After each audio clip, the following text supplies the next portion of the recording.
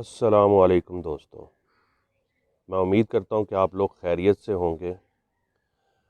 तो आज मैं आपसे गुलाब की प्रूनिंग से मुतल्लिक बात करने जा रहा हूँ। प्रूनिंग को स्टार्ट करने से पहले मैं आपको कुछ बताना चाहता हूँ कि प्रूनिंग के लिए गुलाब को तैयार कैसे किया जाता है। ये भी आपके सामने मेरा एक गुलाब नज़र आ रहा होगा आपको। इसको अगर आप गौर से देखें तो इसमें नई ग्रोथ ना होने के बराबर है।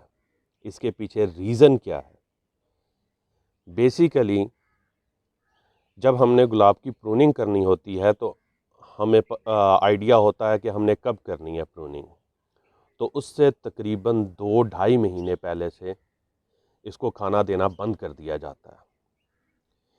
कोई फर्टिलाइज़र नहीं दी जाती, सिर्फ पानी दिया जाता है।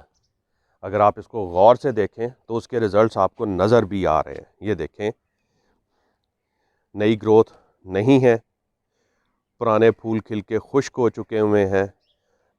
इसको मैंने 15 अगस्त के बाद बिल्कुल फर्टिलाइज़र देना बंद कर दी थी, सिर्फ पानी दिया है इसको।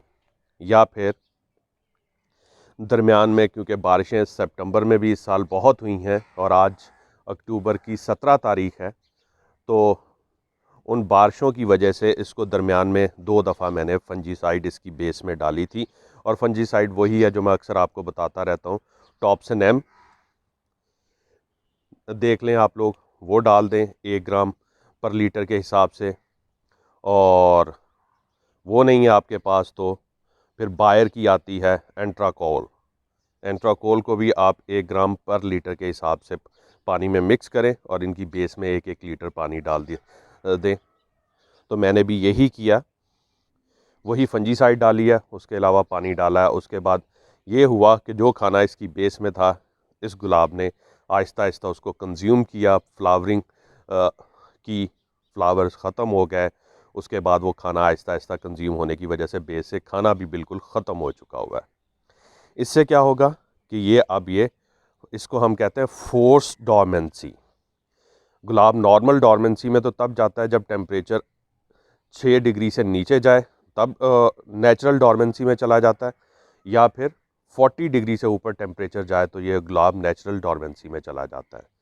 इसके दरमियान ये ग्रोथ करता रहता है, 40 से नीचे और 6 डिग्री से ऊपर ये ग्रोथ करता रहता है। तो क्योंकि आपको पता है अगस्त और सितंबर में 40 से नीचे ही नॉर्मली टेम्परेचर होता है, तो उसमें फिर हम इसको फोर्स डोरमेंसी में लेके जाते हैं। और उसका तरीका ये होता है कि हम इसकी फर्टिलाइज़र्स बंद कर देते हैं, सिर्फ इसको पानी पे ज़िंदा रहने देते हैं। इस पर कोई स्प्रे नहीं किया मैंने इंसेक्टिसाइड्स का, क्योंकि मुझे कोई प्रॉब्लम नहीं था इंसेक्ट्स अटैक करें मुझे ये पत्ते, क्योंकि आप गिरा देने हैं प्रूनिंग के दौरान। तो फिर ये है कि ये सिर्फ पानी पे ज़िंदा था। इसने जो अपनी बेस में खुराक थी वो सारी कंज्यूम कर ली है। अब ये ना होने के बराबर इसकी बेस में खुराक है। तो आज हम इसकी प्रूनिंग करने जा रहे हैं। प्रूनिंग जो है गुलाब में 3 किस्म की होती है। एक होती है लाइट प्रूनिंग। लाइट प्रूनिंग ये होती है कि ऊपर से 2-3 इंच काट दिया जाता है, बाकी सारा गुलाब एज इट इज़ रहने दिया जाता है। दूसरी होती है semi hard pruning. Semi hard pruning ये होती है कि बेस से तकरीबन 3 फुट ऊपर रख के बाकी गुलाब ऊपर से काट दिया जाता है। और यहाँ मैं आपको ये भी बताता चलूँ कि जब आप पॉट्स में गुलाब को ग्रो कर रहे हैं तो आप फिर सेमी हार्ड प्रूनिंग करते हैं या फिर लाइट प्रूनिंग, वो तो वक्फे वक्फे से चलती रहती है वो। और जब एक दफ़ा साल में आपने करनी है, स्पेशली हाइब्रिड टी रोज़ के लिए आपको हार्ड प्रूनिंग या सेमी हार्ड प्रूनिंग करनी पड़ती है, तभी उसकी लॉन्ग स्टिक्स पे बिग फ्लावर्स आते हैं। तो आप पॉट्स में इस पर सिर्फ सेमी हार्ड प्रूनिंग करते हैं, हार्ड प्रूनिंग नहीं करते, क्योंकि पॉट्स में हार्ड प्रूनिंग में गुलाब के डैमेज होने के ख़तरे ज़्यादा होते हैं। हार्ड प्रूनिंग का अब आपको बताऊं क्या होता है। ये स्पेशली जो ग्राउंड में फ्लावर, पाकिस्तान की बात कर रहा हूँ, बाहर जहाँ टेम्परेचर लो रहते हैं वहाँ पे तो हार्ड प्रूनिंग आप कर सकते हैं पॉट्स में, लेकिन पाकिस्तान में क्योंकि टेम्परेचर ज़्यादा अरसे के लिए हाई रहता है, बहुत कम टाइम के लिए पंजाब में और ये सिंध में बहुत कम टाइम के लिए जो है वो लो होता है टेम्परेचर।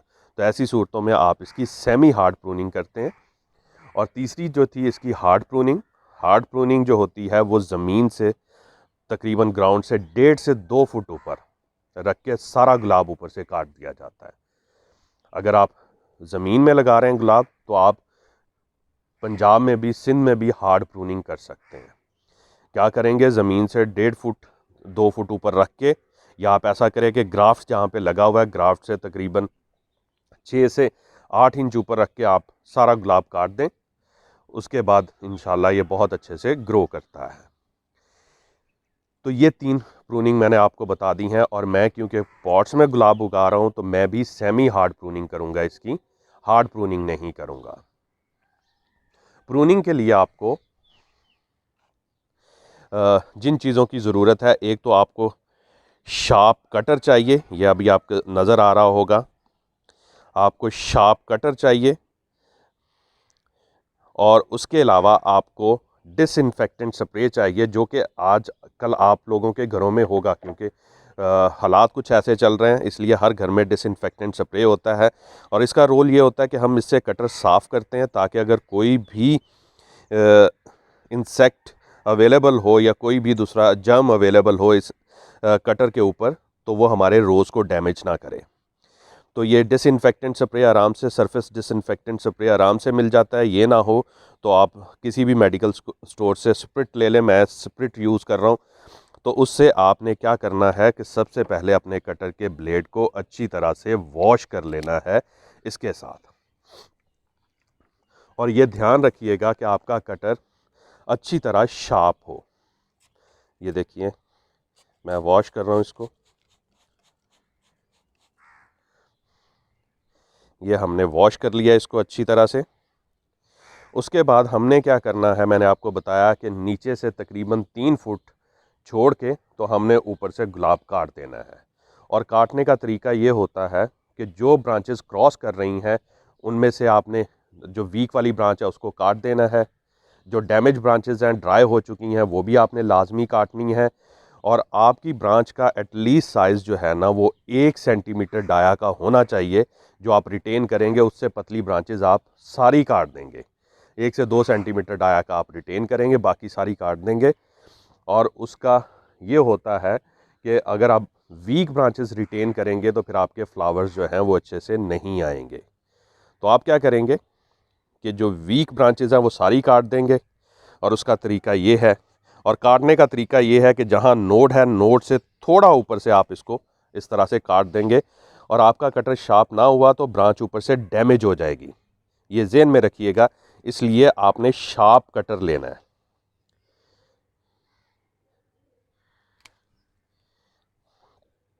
ये इस तरह आप काटते जाएंगे इन सबको, क्योंकि मुझे थोड़ा बुशी प्लांट बनाना है, इसलिए मैं तकरीबन सारी स्ट्रॉन्ग ब्रांचेस को रिटेन कर रहा हूँ। अगर आप इसको कोई शेप अप करना चाहते हैं तो आप उस शेप के हिसाब से इसको काट लें, अपने हिसाब से शेप दे लें। लेकिन काटना आपने सारी ब्रांचेस को है। जितनी भी वीक ब्रांचेस हैं वो आपने काट देनी है, जैसे कि ये है, ये मैंने काट दी हैं। उसके अलावा जितनी ड्राई ब्रांचेस हैं वो भी आपने रिमूव कर देनी है। मैं फिर बता रहा हूँ आपको कि शार्प कटर होगा तभी आपको रिजल्ट्स मिलेंगे, वरना ब्रांच डैमेज हो जाएगी। डैमेज हो गई ब्रांच तो फिर वो डेड होने के चांसेस बहुत हो जाते हैं ब्रांच के।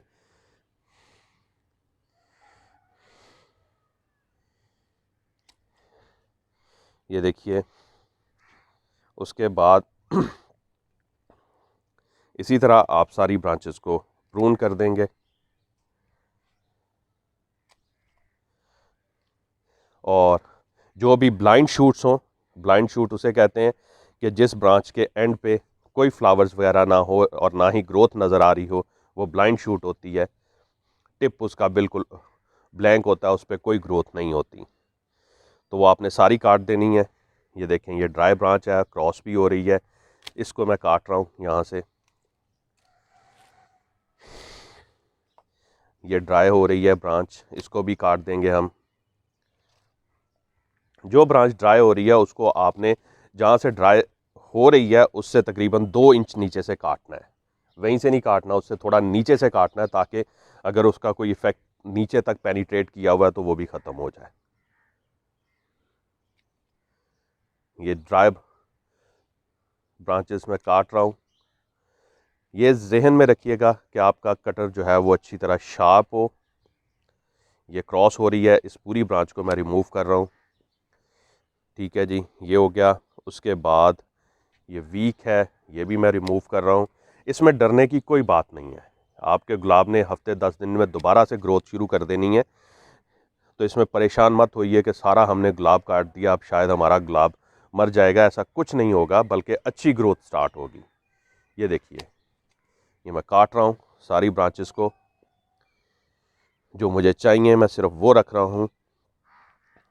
और वो ब्रांच जो अंदर की तरफ आ रही है उसको तो लाजमी काटें, क्योंकि अंदर की तरफ हमें एयरेशन चाहिए होती है। एयरेशन नहीं होगी तो बीमारियों का हमला ज़्यादा होगा गुलाब पे।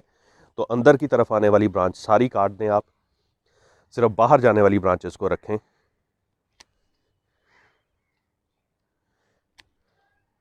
और साइज़ मैं फिर बता रहा हूँ, जो पेंसिल के एटलीस्ट पेंसिल जो होती है आप इस्तेमाल करते हो, उससे उतना साइज़ हो उस ब्रांच को रिटेन करें। उससे कम हो तो आप उस ब्रांच को काट दें। ये देखें,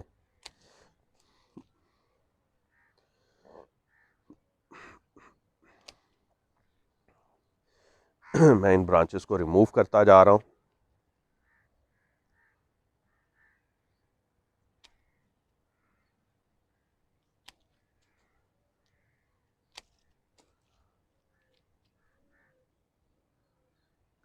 बिल्कुल नोट से नहीं काटना, नोट से थोड़ा ऊपर रख के आपने काटना है इनको।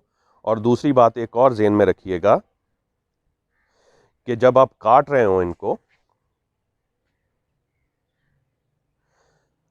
गुलाब को काट रहे हो, तो वो एक मिथ बनी हुई है कि जी इसको 45 डिग्री के एंगल पे काटें ब्रांचेस को। कोई ज़रूरत नहीं है। वो कहते हैं, जो जिन्होंने ये मिथ बनाई हुई है उनके पास लॉजिक ये है कि जनाब पानी नहीं ठहरता, पानी ऐसे भी नहीं ठहरेगा किसी भी ब्रांच पे, उसकी आप टेंशन ना लें। और इसको आप आराम से काटें, जैसे मर्जी काटें इसको।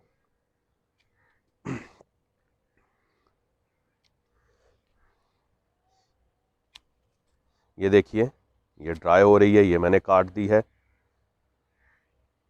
ये भी काट दी।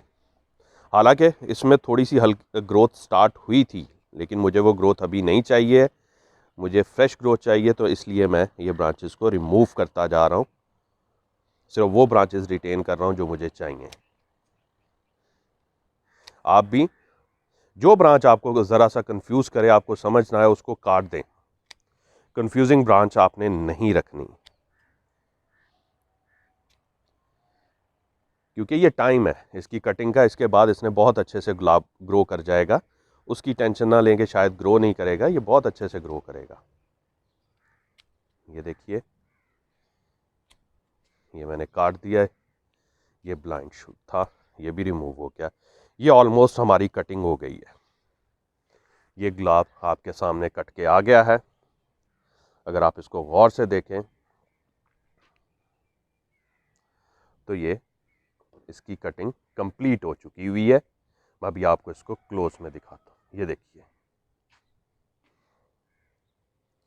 ये कटिंग कंप्लीट हो गई है इसकी। अब आपने इसको ऐसे नहीं छोड़ना, इसमें कुछ लीव्स अभी भी लगे हुए हैं, आपको नज़र आ रहे होंगे। अब हम इन लीव्स को रिमूव करेंगे, इस पे एक भी लीफ नहीं रहने देंगे। ये पुराने लीव हैं, ओल्ड लीफ हैं, इन सब को हम रिमूव कर देंगे। ये मैं अभी आपको सामने इसको रिमूव करता हूँ। हाथ से रिमूव कर दे, क्लिप कर लें हाथ से, या फिर आप इन्हें कटर से काट दें। मैं जो हाथ से रिमूव हो जाएंगे उन्हें हाथ से कर देता हूँ, नहीं तो बाकियों को कटर से मैं काट रहा हूँ। ये क्योंकि ये ब्लाइंड शूट था। देखें, ब्लाइंड शूट में अभी आपको दिखाता हूँ, कुछ इस किस्म का होता है, या को नज़र आ रहा होगा ब्लाइंड शूट। इसके आगे अगर आप गौर से देखेंगे तो इसमें ग्रोथ नहीं है। ये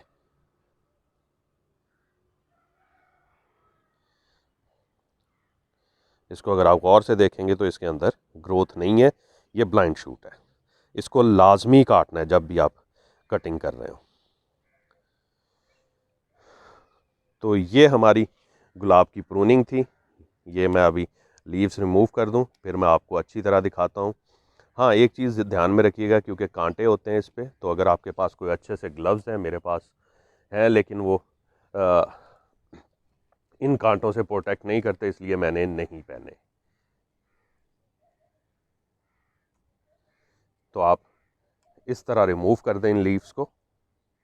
कोई लीफ आपने ऊपर नहीं रहने देना, कोई ड्राई ब्रांच नहीं आपने रहने देनी, क्योंकि वो डैमेज ब्रांच है।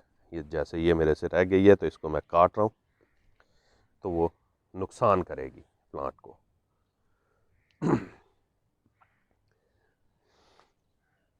तो मैं फिर बता देता हूँ कि 2 महीना पहले आपने इसे, तकरीबन 2-2.5 महीने पहले से आपने इसे डोरमेंसी की तरफ लेके जाना है। उसका तरीका मैंने आपको बताया, आपने फर्टिलाइज़र्स बंद कर देनी है, स्प्रे बंद कर देने हैं, सिर्फ फंजीसाइड देनी है बेस में, ताकि फंगस ना लगे, क्योंकि फंगस गुलाब को मार देगी। दूसरी बीमारियां इतनी जल्दी गुलाब को नुकसान नहीं देती, स्पेशली ब्लैक स्पॉट जो है वो सिर्फ ब्यूटी इसकी ख़राब करते हैं और मज़ीद इसको कोई ख़ास नुकसान नहीं देते गुलाब को। तो फंजीसाइड लाजमी डालनी है, क्योंकि बरसात का मौसम अगस्त में चल रहा होता है पाकिस्तान में, तो वो उस वक्त जो है डायबैक की बीमारी बहुत आती है। ये फंगल डिजीज़ है जो रूट के ख़राब होने की वजह से होती है, इसलिए मैंने आपको कहा कि बेस में फंगस आपने डालनी है, फंजीसाइड डालनी है आपने।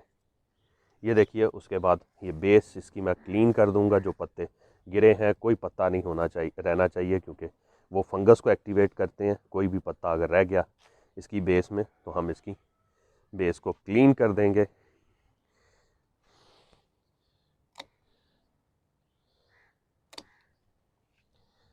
जो भी लीफ, कोई भी चीज़ है, वो आपने क्लीन कर देनी है। अब यहाँ एक चीज़ मैं मिस कर गया आपको, कि जब इसको आपने प्रूनिंग करनी है, स्टार्ट करनी है, उससे पहले आपने इसको, गुलाब को डोरमेंसी से वेकअप भी करना है, उठाना भी है इसको।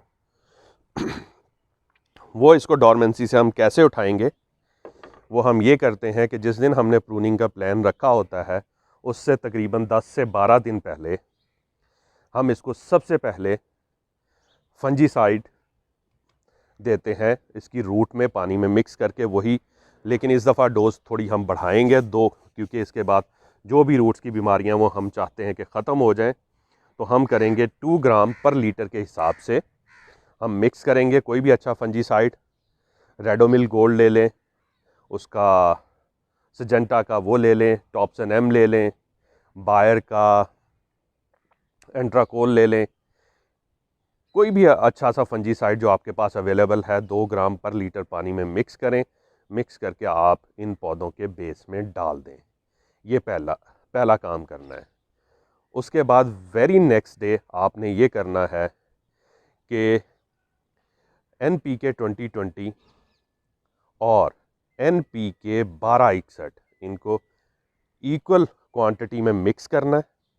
मिक्स करके आपने इनका 2 ग्राम पर लीटर के हिसाब से आपने पानी में इनको फिर मिक्स करना है। यानी पहले आपने NPK 2020 को और NPK 1261 उसको आपने मिक्स किया इक्वल क्वांटिटी में, और फिर उसके बाद इस मिक्सचर का 2 ग्राम लिया पर लीटर के हिसाब से, उसे पानी में डिज़ोल्व किया, तो वो आपने इन पौधों की बेस में डाल देना है। उसके ठीक 3 दिन के बाद आपने 1 ग्राम मैग्नीशियम सल्फेट लेना है। 3 दिन के बाद मैग्नीशियम सल्फेट लेना है, उसे आपने पानी में डालना है, और साथ फिर से आपने NPK 2020 1 ग्राम जो है वो इसके साथ पानी में डिज़ोल्व करना है 3 दिन के बाद करके। तो फिर आपने दोबारा से इन पौधों की बेस में डाल देना है। तो ये पौधे आपके, जो इनके नोड्स हैं, जहाँ से पत्ते निकलते हैं, नोड्स उन्हें कहते हैं जहाँ से पत्ते निकलते हैं, तो वो एक्टिवेट हो जाएंगे, ये उठ जाएंगे। और उसके बाद आप 10 दिन का टोटल टाइम पीरियड, ये जो 10 दिन है उसके दरमियान का मैंने आपको फर्टिलाइज़र बता दी, और उसके बाद आपने इस तरह इसकी कटिंग कर देनी है, जो कि अभी आपको नज़र आ रही होती है। अब आपको मैं दिखाता भी हूँ इसके नोड एक्टिवेट हुए हैं कि नहीं हुए। ये देखिए, ये इसकी कटिंग हो गई है बिल्कुल, और अगर आप गौर से देखें तो इसके नोड्स को एक्टिवेट होना शुरू हो गए हुए हैं। ये देखें, ये नोड्स एक्टिवेट हो चुके हुए हैं, ये आहिस्ता आहिस्ता निकल रहे हैं। तो ये इसकी कटिंग है। ये देखें, मैंने इसकी बेस को भी क्लीन कर दिया, इसकी बेस से सारे पत्ते निकाल दिए हैं। अब इस पौधे पे कोई लीफ आपको नज़र नहीं आ रहा। आपने यही काम करना है, इस तरह इसको आपने कटिंग कर देनी है। और अब आपने इसको अच्छी तरह वाटरिंग करके इसको एक साइड पे रख देना है। और ठीक कटिंग के 3 दिन के बाद आप इसे दोबारा NPK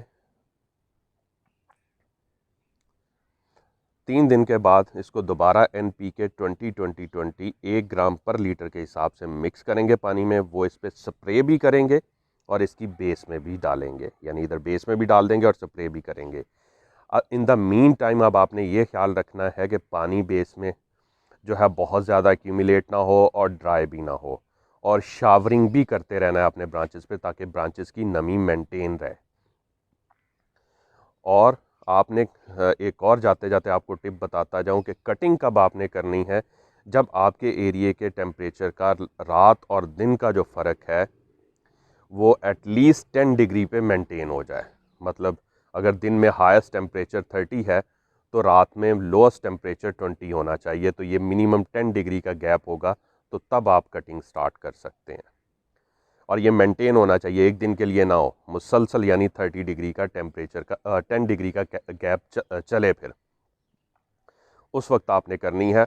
और अगर आप ये नहीं देखना चाहते तो मैं आपको बता दूं, 20 अक्टूबर के बाद पंजाब में और जो जैसे लाहौर जैसे टेम्परेचर, आप टेम्परेचर चेक कर लें इस एरियाज़ के सराउंडिंग में, आप 20 अक्टूबर के बाद इनकी कटिंग आराम से कर सकते हैं।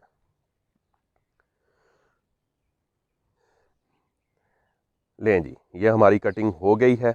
इसी तरह आप लोग भी कटिंग करें। अगर आपका कोई भी क्वेश्चन हो इससे रिलेटेड तो आप मुझसे पूछ सकते हैं। इसके बाद यानी ये है कि वो जो मैंने आपको 3 दिन के बाद की फर्टिलाइज़र की इसकी डोज़ बताई है, वो देने के बाद, खुराक देने के बाद, उसके बाद आप इसको नॉर्मल खुराक दे सकते हैं।